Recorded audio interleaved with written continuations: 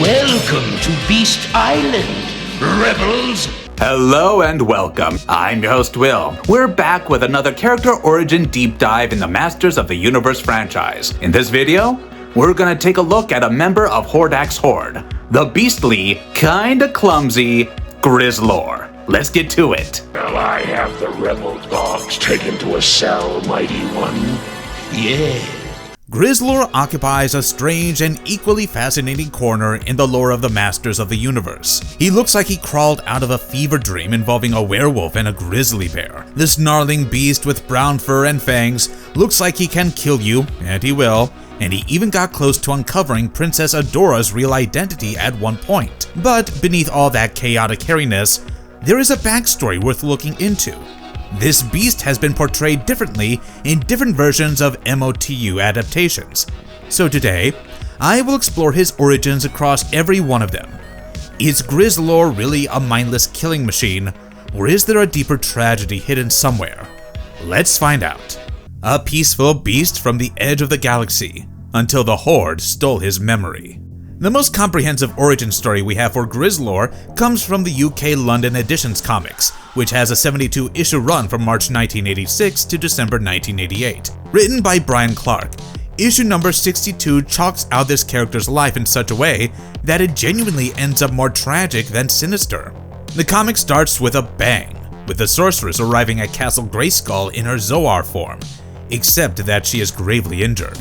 Orko manages to close the wound, and the sorceress says that her attacker used black alder arrows to try and bring her down. This attacker was none other than Hordak himself, who was journeying to the Fire Mountain to get his hands on Tronix, the Stone of Life. Carrying out the sorceress's command, He-Man and his band travel to the Fire Mountain and head inside the caves. Except, they are not the only ones there. Hordak promptly sets his minions on them, and the heroes have to fight their way in. Ultimately, they are able to push the bad guys back, and we see a quick glance of Grizzlor here. And Hordak's machine works its way to retrieve the Tronix. He-Man and Battlecat make it into their cave just in time, but the machine keeps going. In a final desperate act, Orko casts a spell that creates holes in the walls of the cave, flooding it with water. Hordak shrieks, "No! The water will destroy my machine!" He-Man gets himself and his comrades out just in time as the water meets hot metal, turns into steam, and Fire Mountain goes kaboom! The secret of the Stone of Life remains a secret, forever untouchable under the explosion. The sorceress welcomes He-Man back in Castle Grayskull, and says that the Elders of Eternia are pleased with him and his comrades. The issue ends here, but an epilogue of sorts begins, which starts with, not all of the foes who battle against He-Man and the Masters of the Universe are truly evil. There is one who is merely misled. Thus begins Grizzlor's story, and how he joined the most evil army of the universe. He was born on the planet Jungulia, on the outer edge of the spiral arm of the N24 galaxy. His tribe was normally quite peaceful by nature, but owing to some strange circumstances, he developed a savage anger at the age of 428. Even at that age, he was considered a mere infant by his family, and had to be looked after. However, Grizzlor was an extremely slow learner, so when he tried to play with the other kids of the community, they would always make fun of him. He was unable to articulate his thoughts well, but would obviously feel sad by this bullying. He would isolate himself in a lonely cave and wonder why people were so mean to him. He then starts to explore the cave to pass the time, and comes across a box. He thinks about how he can find out what the contents are, and then has a light bulb moment. I know, I'll just open the box. As it turns out, the box holds powerful gun-like weapons. But the childlike Grizzlor simply thinks of them as toys, and thinks that if he returns with them, he will not be picked on anymore. His parents grow worried and search for him, and he hides behind a rock, intending to surprise everyone with his new toy. He fires it at the unsuspecting crowd, and exclaims how he is the most powerful warrior on the whole planet. Horde Prime spies happened to be surveilling Jungulia just at that time, and picked up on this via their communication channels. Horde Prime orders Hordak to force this new powerful warrior to join the Horde at any cost, and Hordak is obviously annoyed at being disturbed, but since he was not powerful enough to disobey, he goes on the mission. Back in Jungulia, Grizzlor laments at how his parents have confiscated his toys and he is no longer the cool kid. He plans to steal them back, and again proclaims himself as the most powerful on the planet. His parents shout at him to stop, and this is again picked up by the spies. Hordak listens to the interaction and mistakenly believes that the panicked cries indicate that the warrior in question must truly be terrifying. He hatches a plan to wipe away Grizzlor's memories and take him away from his whole world so he would become a machine at his disposal. He beams Grizzlor up, and the creature's parents weep, thinking that he has somehow disappeared by pressing the wrong button on the weapons. As soon as he comes aboard Hordak's ship, Grizzlor introduces himself and asks if they are going to play games. His memories may have been wiped, but it did not take away his Forrest Gumpish personality. Even Hordak was surprised by how odd he looked, but considering he had very advanced weapons with him, he decided to give Grizzlor a chance to prove his mettle. Unfortunately, the Beast Man proved to be quite the bumbling fool that we all know him as, instead of a fearsome warrior. Like I said, Grizzlor is actually a tragic figure, considering he has no memories of his home planet and has been programmed to carry out Hordak's wishes without question. He is not a villain in the true sense, just very easily manipulated. He was there when King Grayskull fell, and got locked away in Despondus for it. In the Mike Young production series from 2002, Grizzlor was given a bigger role, though he didn't have any lines as such. In the episode titled The Power of Grayskull, from the second season, Grizzlor appears in a flashback scene. Written and edited by Dean Stephan, the episode opens with Prince Adam waking up from a nightmare. Cringer whines in worry, but Adam reassures him that it was nothing serious. Just then, the sorceress arrives and asks him to come to Grayskull. She explains that she is still weak and cannot see a lot of things, but the interpretation of Adam's dream is likely in the past. They walk down a secret tunnel. They reach a giant statue of a man who looks eerily similar to He-Man himself, and Adam points out how he was the same person from his dream. The sorceress says that the statue was none other than King Grayskull, Adam's ancestor. Meanwhile, Skeletor has a hissy fit and takes his anger out on his henchman, but suddenly doubles down in pain. Hordak's voice reaches out to him, saying that his plans are in place and he needs Skeletor to help him. Naturally, the latter refuses, but Hordak reminds him how he was the one who had saved Skeletor's life and can take it away just as easily. Huffing and puffing, Skeletor leaves Snake Mountain, almost running over his followers in the process. The scene shifts to a flashback, with Grayskull saying that when he lost his sword while fighting the Snake Men, he assumed it to be a sign that an era of peace had finally come to Eternia. However, it does not seem to be the case, so he says, "If battle I must, then battle I will." Atop a hill far away, Hordak plans to conquer Eternia for good, against the advice of one of his followers. This is where we see Grizzlor standing next to Leech and Mantena. Vina, Grayskull's queen and the first sorceress, overhears this and reports to her husband, asking him to seek the help of the Oracle. She warns him that it might be a path of no return, but for the sake of his land, Grayskull declares that he is ready to forfeit his life.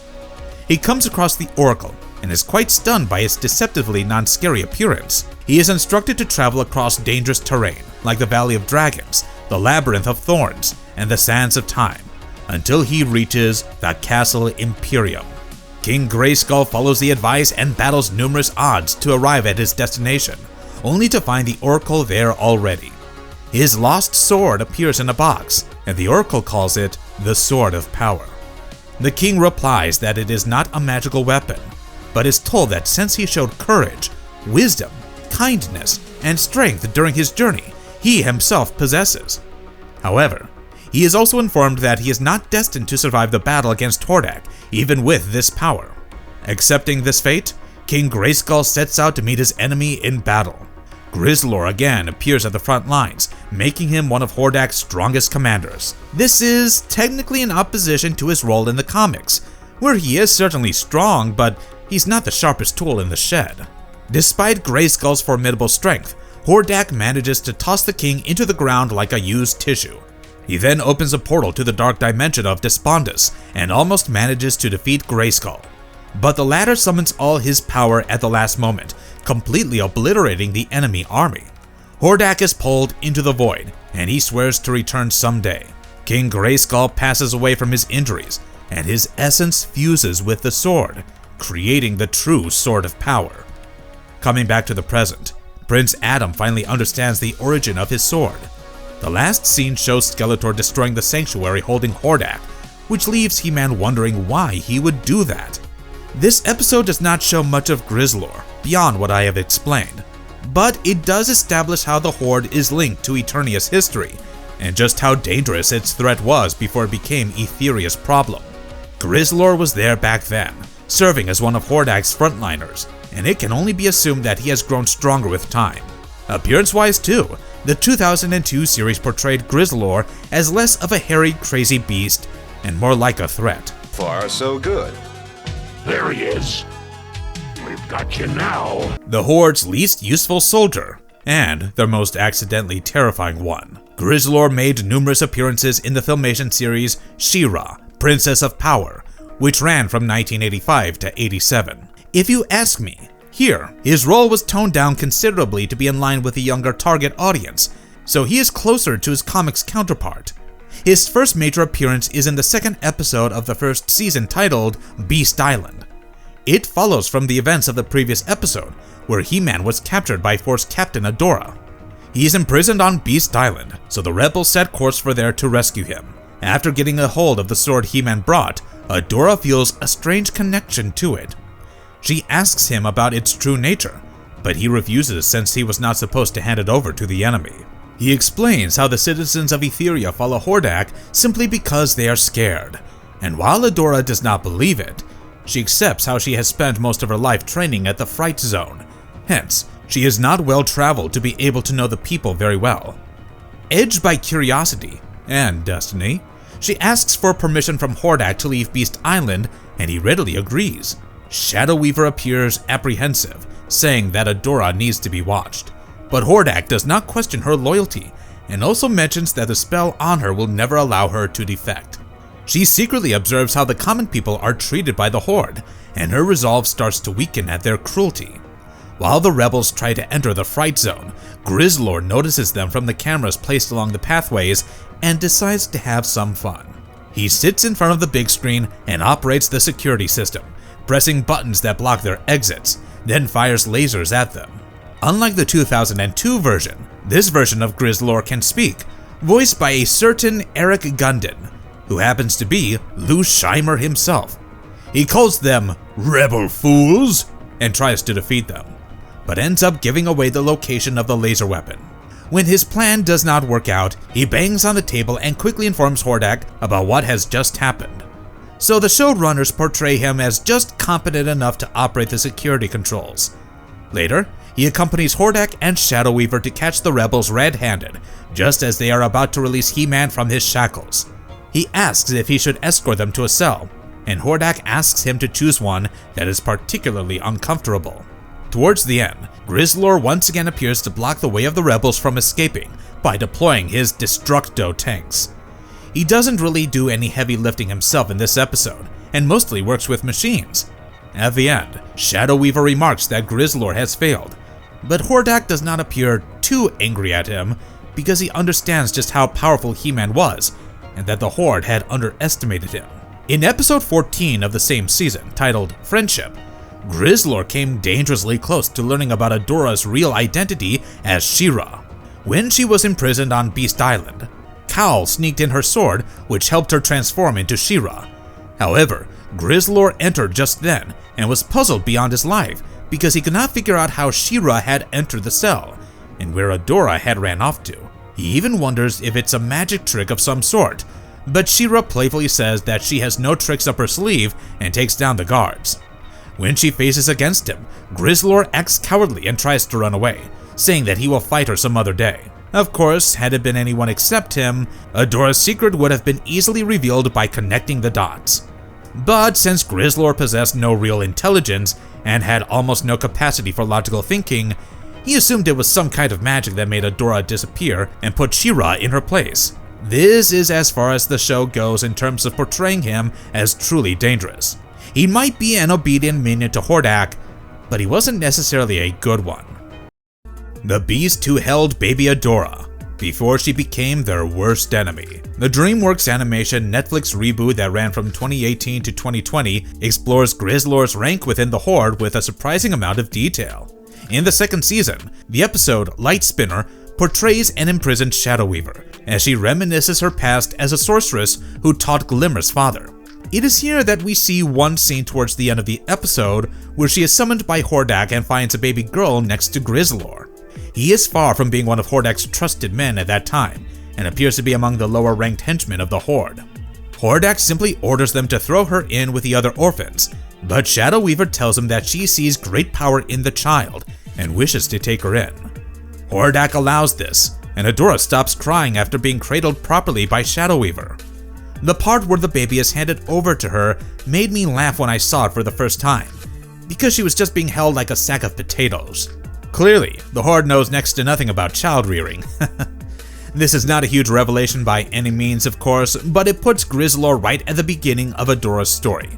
This comes later in the show as a flashback, but otherwise we see Grizzlor as a high-ranking Horde member in Season 1 itself, particularly in the third episode, titled Raz, when She-Ra fights a Horde force commanded by Grizzlor himself. He orders his men to keep the lines taut, and tells everyone to capture She-Ra when she appears. But she takes them all down, and true to his cowardly nature, Grizzlor runs away when coming face to face with her. While she is occupied fighting more Horde members, he sneaks away and then fires at her using a tank, knocking her out temporarily. As the enemy closes in, Raz is forced to use her magic to its highest capacity to get both herself and She-Ra away from danger.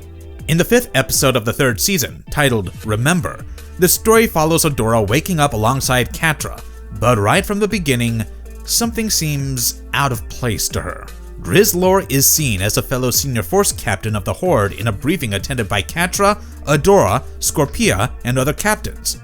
He makes numerous other appearances throughout the show, of course, but only in very limited capacities while carrying out Hordak's orders. Still lurking in the background, from revelation to revolution, Grizzlor makes a very brief appearance in a flashback scene in the second issue of Masters of the Universe Revelation by Kevin Smith. When Skeletor and Evelyn talk about the former's past, he says that he was approached by Hordak and his followers many years back and had introduced him to magic. Hordak was referred to as a conqueror from another dimension and had approached Skeletor with a deal. He was accompanied by his commanders, and Grizzlor was among them, but did not have any major role as such. In return for his help, Hordak agreed to restore the lives of Skeletor's dead wife and child. However, when the time came, Hordak bluntly refused to accept that he had ever made such a promise, but he didn't leave Skeletor completely empty-handed. In his words, "I am moved by the affection you still hold for your late wife and daughter, and may consider granting you the ability to restore them in due time." This miniseries served as a prequel to the Masters of the Universe Revolution, where Grizzlor again had a cameo role. He didn't do much, of course, but I must say that his design in both the Revolution comics and the show has to be my favorite. It really gives me the feeling that he is a hulking, frightening creature, and is a welcome departure from the usual simpleton he is portrayed as elsewhere. I almost didn't catch it the first time I watched it, so I don't blame you if his blink and you miss it appearance comes as news to you. Grizzlor is not the kind of character who headlines story arcs. He is either there just for comic relief, or as one of the many followers of Hordak. He's not even his master's right-hand man, at most. At most, he just appears as one of the Horde's many commanders. However, the Horde remains incomplete without him. He is definitely not the brains behind the operation, but he does contribute as the muscle. Some iterations like the Filmation and Netflix She-Ra series have portrayed him in a far more easygoing light, but it is abundantly clear from both Revelation and Revolution that he remained part of the Horde because he was dangerous enough.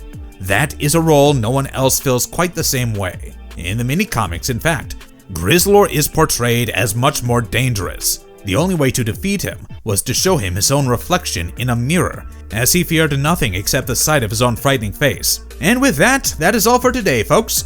I really hope you liked this video. Please let me know in the comments which version of Grizzlor you like the most, and which MOTU character's origins you want to see next. Please share this video with your friends who are He-Man and She-Ra fans. We would love to have this passion project reach more people. Stay frosty!